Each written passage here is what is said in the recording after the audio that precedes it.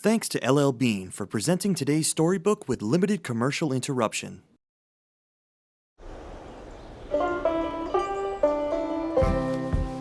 How was your morning? All my life, changing every day, in every possible way.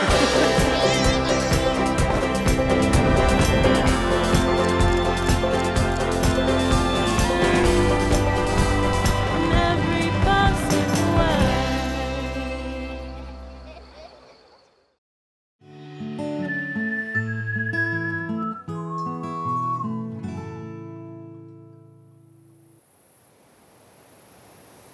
I'm not a farmer.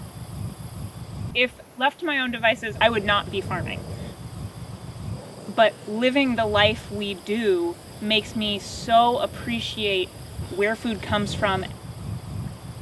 As we host people at the tiny house and give farm tours and sell food to our neighbors, they see what we're doing and appreciate that in such a deep way. And that appreciation keeps me going in a way that living in an isolated bubble couldn't.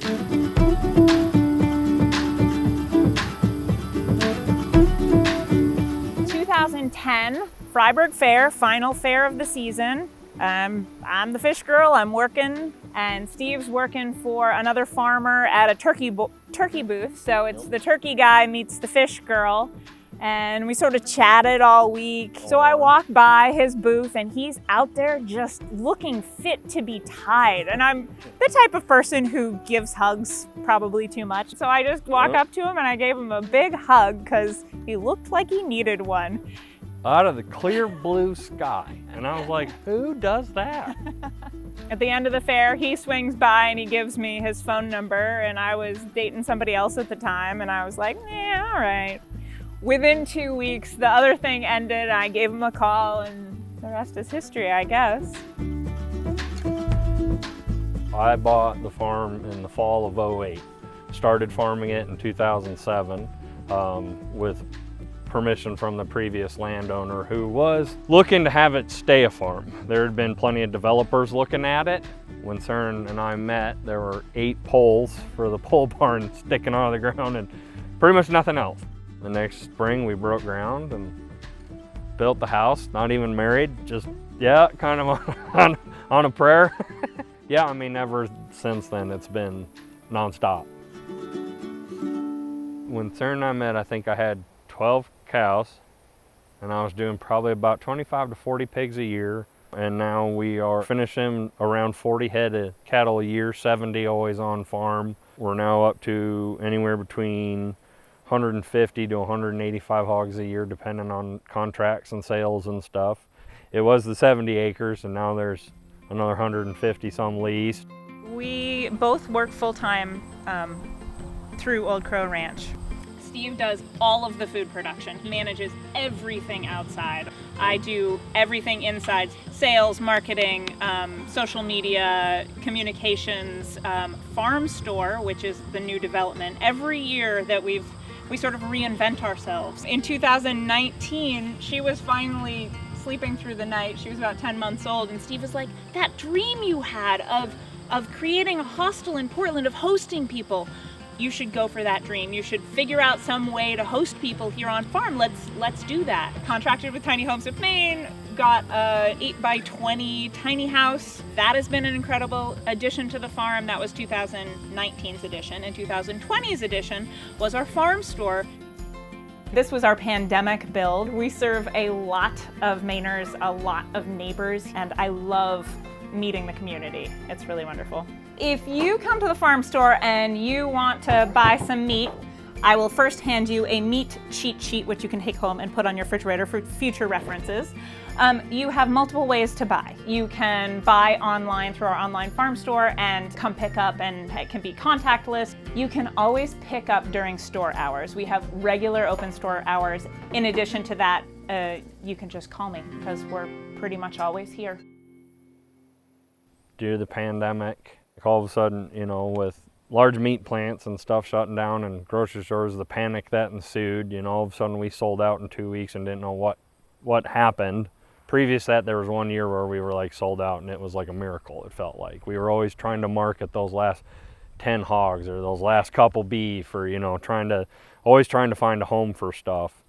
And so the stress just flipped. It was all of a sudden, instead of where are we going to go, it's like, oh, we got to do all this. Like, we got to make sure this actually gets in people's freezers and on their plate. I mean, a lot of it was panic in the beginning. But one of the things I always said, especially about local and all that stuff, is if you could just get them to your farm and get it in their mouth, you'll gain a new customer.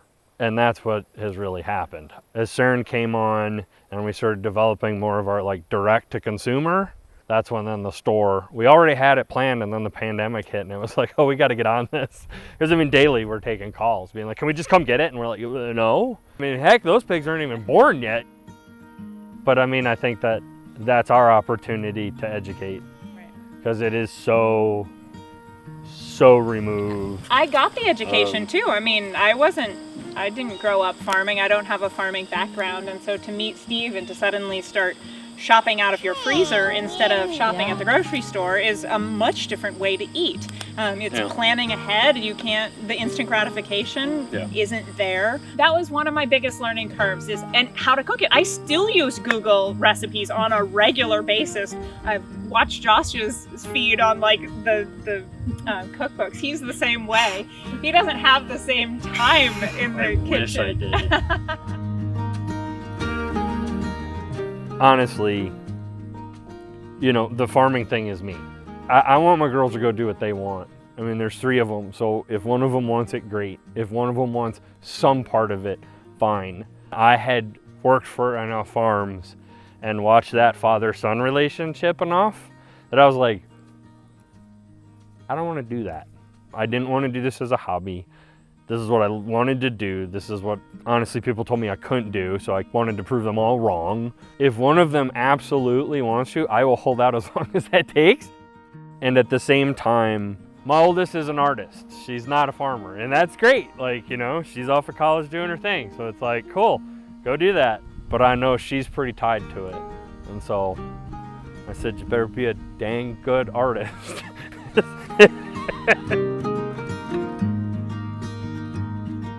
It takes all kinds in this world. And I think what's sometimes hard is that people don't value what they eat. I value a doctor, especially right now.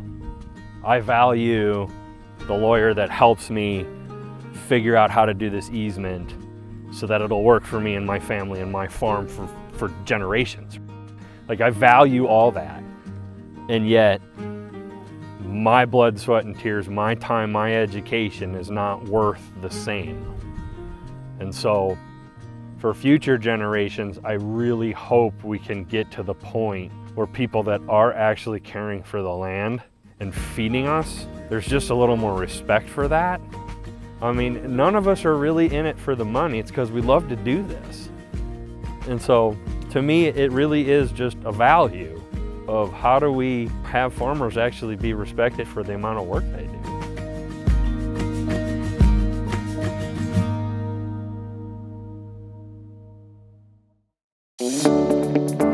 I was a child that grew up with food insecurities, and I know how important it is. It's the root of all the issues that children face. Here at Portland Public Schools, we have a wonderful opportunity to work with Native Maine. We like to focus on those local foods that we can offer to the students, proteins as well as the fresh fruit and vegetables. Encouraging your students to participate in school lunch helps us to reduce that stigma, and for those kids that really do need those meals.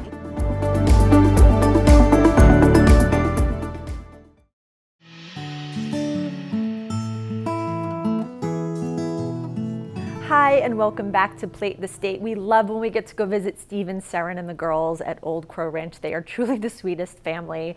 And we are now in Kennebunk at the beautiful kitchen design showroom, and we're so happy we get to use it. Thank you to Hancock Lumber. And let's go see what Josh has in store with the Old Crow Ranch pork. So I've been trying to figure out what this is, and I have no idea. Well, Steve and Seren, what was really important for them is to showcase some of these underutilized cuts. So this would be a slice of the ham, of the leg, and this is called a green ham because it's not cured or brined. I like that you're showcasing something that's not very common, because that goes into this movement of people using the whole animal, which, you know, helps with sustainability, and it's really respectful to be using the whole animal, right? Yeah, I mean, my family gets together, probably my uncles, my dad, everybody, and we can buy a whole pig, and then we can utilize the whole thing instead of me trying to just do it by myself. So it's a great way to do that. So what are we making with this? I'm going to show you a dish. It's called pork pibil, or a derivative of that. It's a Yucatan dish that uses a very special ingredient called annatto seeds. And they're very hard, right? They're like little stones. Oh yeah. So we have to grind them up. Okay. So first I just diced up the pork. I'm going to put the annatto seeds in the little spice grinder here.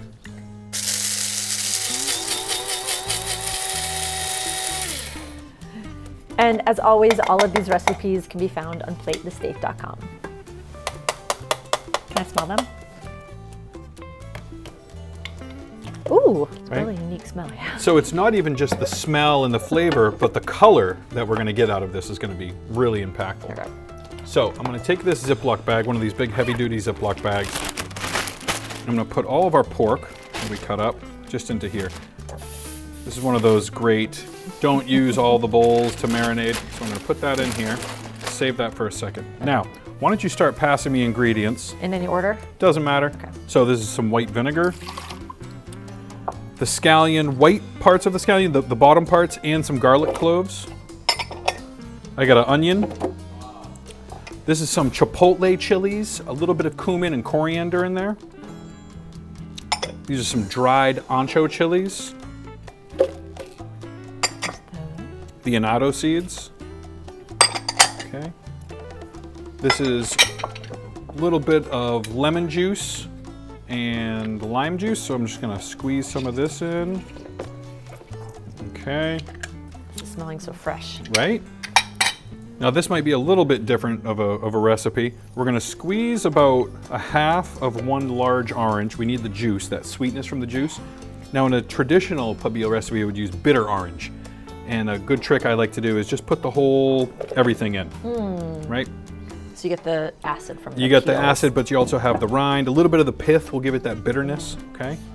We're gonna pop this on here. High-speed blender. High-speed blender, okay?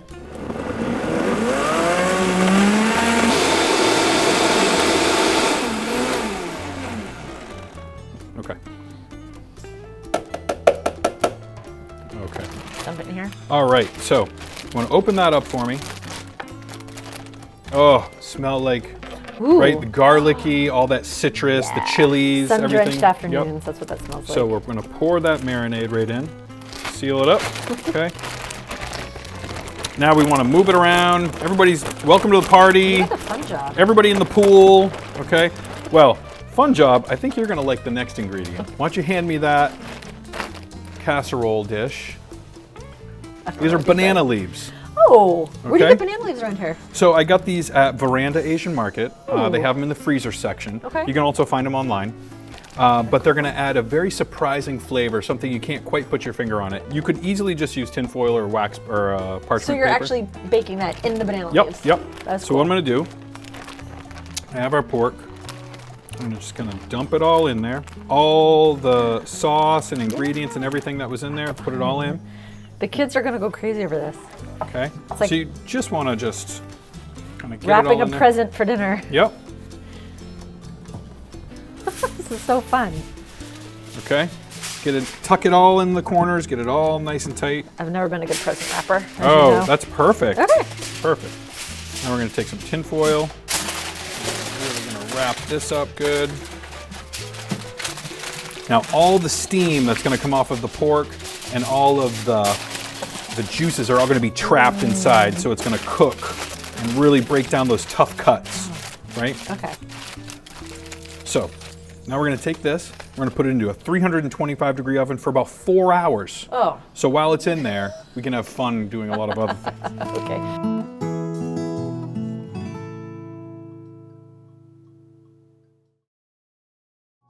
We've been working with Brown Trading for 8 years.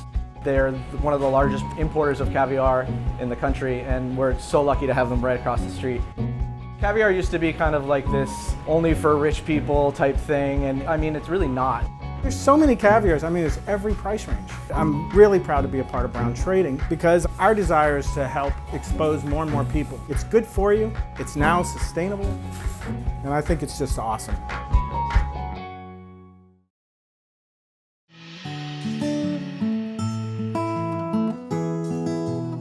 Hi, welcome to today's chef tip. Since we're talking about pork, I'm going to show you a great way to tenderize tough cuts of meat that have so much flavor and cooking them in a different way. All right, so Steve and Seren at Old Crow Ranch gave us some of this great pork. And this is from the leg, so like a pork butt or a pork shoulder. It's a tough cut of meat. It's perfect for slow cooking and everything like that. But what we're going to do here to show a little bit different way, I take a plastic bag. I'm going to take our pork slice, put it in there, okay? And some people would use a mallet to do it, like a meat tenderizing mallet, but those teeth on it can get punctured in the bag and it can tear the bag up. I'm putting this in there so when I take my, this is my rolling pin that I use for many different things, that I can, when I pound this out, it's not going to hurt the bag, so the plastic isn't going to go into the pork. So now, as you can tell, I've taken this pork leg that was very thick, right? All those grains that are running this way, and now we've made this cutlet, right? So we've actually kind of flattened that out, made this cutlet, and then what I'm going to do now is use, this is called a jacquard. It's like a meat tenderizing tool. It's got a lot of little blades in that. These blades are extremely sharp. You can find this tool at a kitchen supply store. What you want to do is you just want to take it, and we just want to start tenderizing that meat. Now, as you can see, not only did we pound it nice and flat, but you can see those little slits that the jacquard made. And that's going to allow the moisture to travel through it and cook the meat faster, but also much more tender. What we're going to be making now, we're going to make a quick schnitzel. I'm going to show you how to do that by flour, egg, and breadcrumbing this.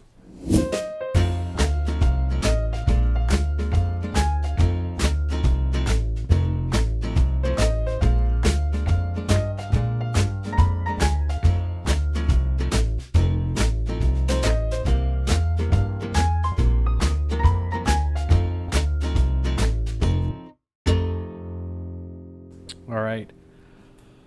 Look at that, super, super fast. Wonderful meal, inexpensive, tough cuts, made tender, great schnitzel. Thanks so much for watching today's chef tip. For this recipe and all of our recipes, you can go to platethestate.com. Thanks so much.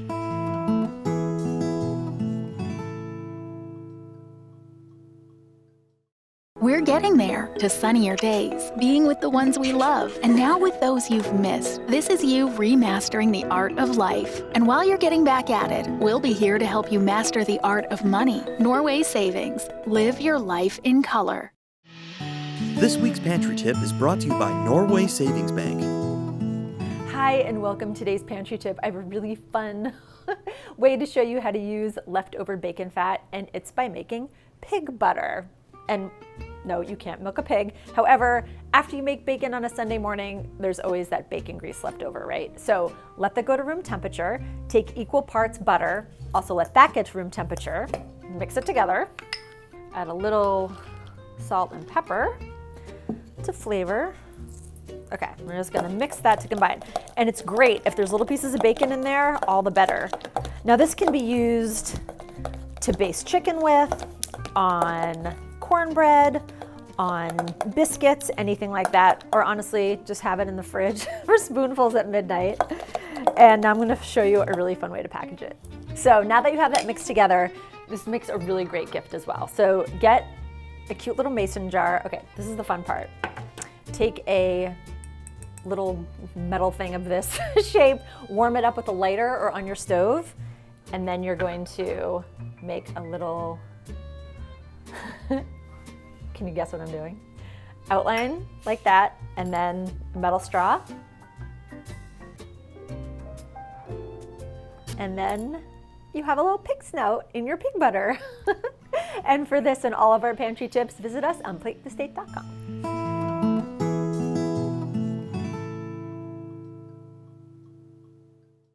At Town & Country Federal Credit Union, our mobile app lets you do almost anything from anywhere. Deposit checks, pay bills, move money, and much more. And if you need us, we're always here to help. Learn more at tcfcu.com. Today's leftover ideas are brought to you by Town & Country Federal Credit Union, helping you stretch your food dollars. Hi, welcome to today's leftover idea. Today I'm going to show you something a little bit different. Maybe it's not something that you cooked yesterday to use for your leftovers, but using the entire animal in some of the cuts that may be underseen and you don't really see them that often. So what I have here is the ham hock, okay? And this would be like the ankle part of the animal. And what I did was I just took it, opened it up, and took a knife and just took out that bone, okay? So there's a lot of really, really rich and tough meat here, but it's so flavorful. So what I did was I took our handy Instapot. If you don't have an Instapot, you can still use like a crock pot, same thing, a slow cooker. So I took one of those ham hocks, and as you can see, it's been cooking overnight. And that meat, even though it shrunk up, it's got so much flavor. I'm gonna place it here. Now this broth has been just fortified with all those flavors, plus those rich pork bones. And I have just some noodles here. I'm gonna pour this broth right on top. Oh, you know, now that we're coming into that soup season, right? This is also a great, meal prep idea. Set it, let it go overnight, and when you wake up in the morning, the whole house smells, it's an incredible smell. So I have the noodles with a little bit of the pork broth here. I'm gonna take some of our pork, and this knife really just goes right through. It's super tender now. Take a couple pieces of this, just arrange it in here with our noodles. And then I have some other ingredients here. Some shaved squash, some of that in there. Some little pickled radishes.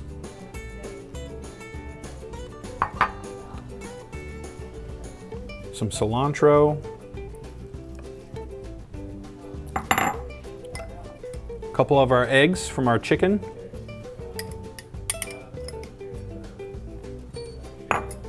And I'll add just a little bit scallions. A little bit of chili flakes, and pour just a little soy sauce right over there. We have this wonderful play on a Vietnamese pho. Everything in there. Pretty much the slow cooker did all the hard work for us. It's a great way to utilize some of these leftover cuts that kind of get underseen and don't get the spotlight as some of those primal cuts, but there's so much flavor. So a great cold season dish, super easy to make. This is something that everybody should learn how to do.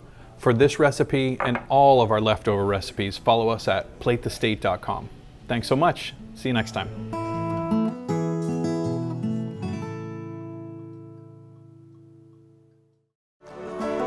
I've been coming here for about 10 years. The best part of Harborfish is you smell the seafood, you hear the ice in the background. I love the fact that they're always ready to just make you the #1 priority. My personal preference this evening would probably be the swordfish is what I would focus on. They can walk me through exactly what I'm looking for what recipe. When I was a chef, I could always trust that this is the best quality seafood for my guests, but I love the fact that this is where I shop for my fish for home too. It was the best part of both worlds. I come in here, I see chef friends, I see family friends, but I can trust that not only will the fishmongers here and the cutters and everybody working the counter will help me make the right choices and help me cook this fish the best way I can.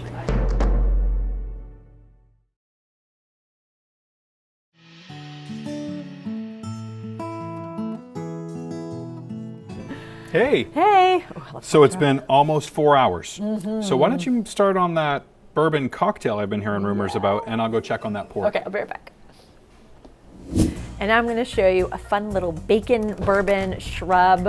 And it's a fun little way to add bacon into your cocktails. So we have some Batson River bourbon, and it's named after Langsford Road, which is one of Kennebunkport's oldest roads.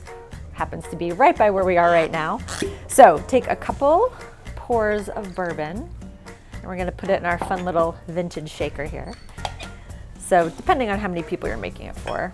So a couple of these, and then we have some local maple syrup, and just put this into taste, depending on how sweet you feel like feeling. And this apple cider vinegar is gonna give it the shrub effect. So we're gonna put that in, give it a little shakeroo. I'm not gonna be flipping it around like Tom Cruise in Cocktail. And then, because Josh loves big ice cubes and bacon, so we have some candied bacon, and then we just had it dry over a water glass. And there you go. That's a fabulous brunch cocktail or for after work. Cheers. Hey, perfect timing. I can't plan that. Wow, that looks delicious. I know, I'm excited for you to try it. Oh, I can't wait. All Okay. right, you ready? The big reveal, it's like Christmas. Ooh. All right, start peeling it off the layers. Gosh, that smells really good. Oh, look at that pork. Ooh. Look at this. That sauce that it made. And I think Steve and Seren are really gonna be proud of this because how tough that is. We can almost peel that right up. Look at that. It's so tender. That color that the achote seeds mean, those annatto seeds. Oh, what a fun dish to make for a group. Huh? Oh, right? Yeah. And then, how cool is this? Okay. So, traditionally you just have some rice, okay? We'd spoon some of this pork just right on top, okay? That nice sauce that it made. A couple limes, a little bit of cilantro there. Finish off just a little bit sea salt. Season up with some pepper. It's a great dish, right? Another way I like to eat this too is just some tacos. Put it right in there. Lots of fun options. Yeah. You take it, dip right into that. Oh, So cool. What a great way to use some cuts that people might not know about. oh, delicious. And thanks to all of you for joining this episode of Plate to State. Thank you for following us on social media at Plate to State. And thank you to Hancock Lumber for letting us use their beautiful kitchen design showroom. And cheers wherever your appetite takes you. And we'll see you next time. Bye.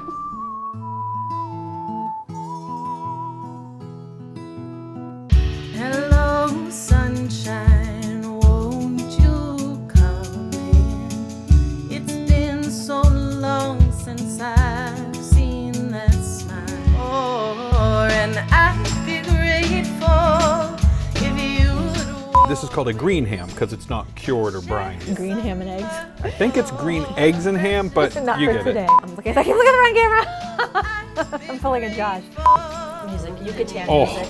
Oh, I got one in the eye. are you serious? Is it gone? Oh, you have something in your teeth too.